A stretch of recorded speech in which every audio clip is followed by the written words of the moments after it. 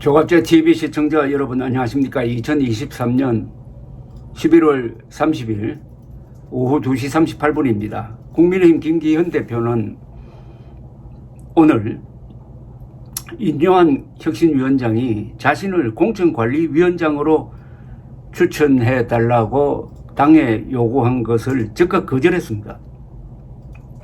김 대표는 오늘 국회에서 기자들과 만나서 그동안 혁신위 활동이 인 위원장이 공관위원장이 되기 위한 그런 목표를 가지고 활동했다고 저는 생각하지 않는다면서 국회 상황이 매우 엄중한데 공관위원장 자리를 가지고서 논란을 벌이는 것이 적절하지 않아 보인다고 했습니다.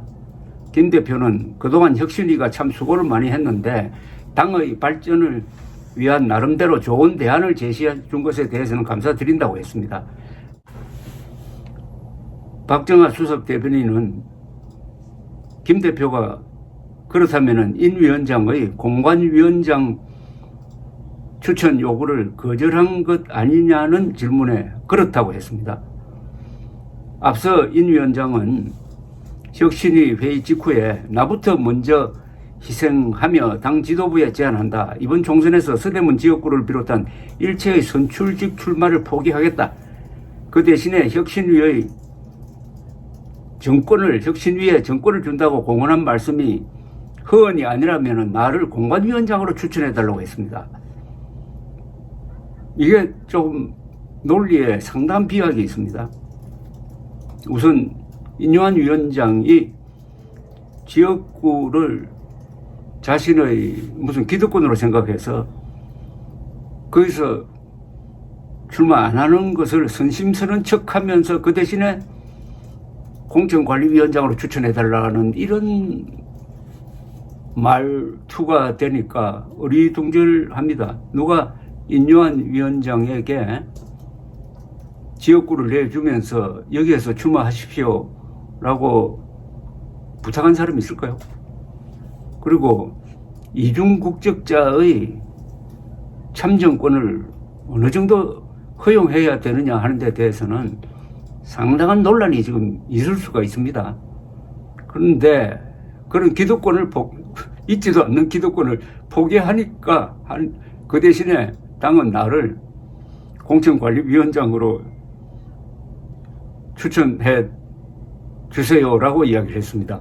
이게 비례관계가 맞지 않고 총선 앞두고 공천관리위원장은 당대표보다도 더 센 사람입니다. 비상대책위원회가 구성되더라도 비상대책위원회보다는 공천관리위원장이 더 힘이 센 사람이에요.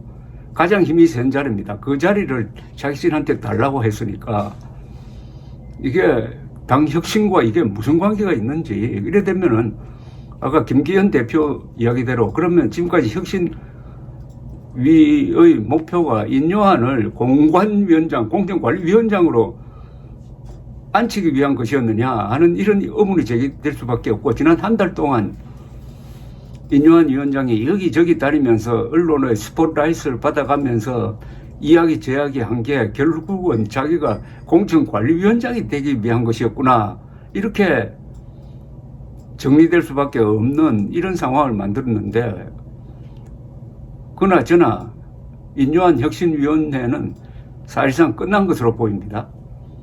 어떻게 보면 이게 자폭에 가깝습니다. 지난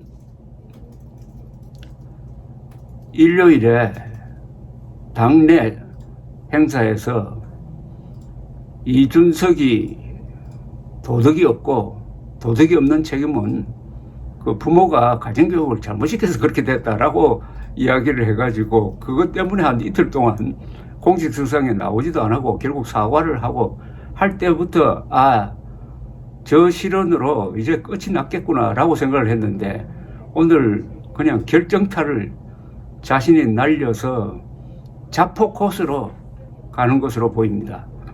문제는 국민의힘이 지난 한 달 동안 혁신위를 발족시켜서 한 게 결국 이런 식으로 이상하게 결말이 나면은 총선을 앞두고 이런 분열상을 보여가지고 어떻게 선거를 치를지 하는 생각이 듭니다. 물론 지금 민주당도 사정이 복잡합니다. 이낙연 전 대표가 이제 공개적으로 이재명 현 대표를 공격을 하고 있습니다. 이러니까 점점 제3당 또는 신당 이야기가 상당히 힘을 받고 있습니다. 감사합니다.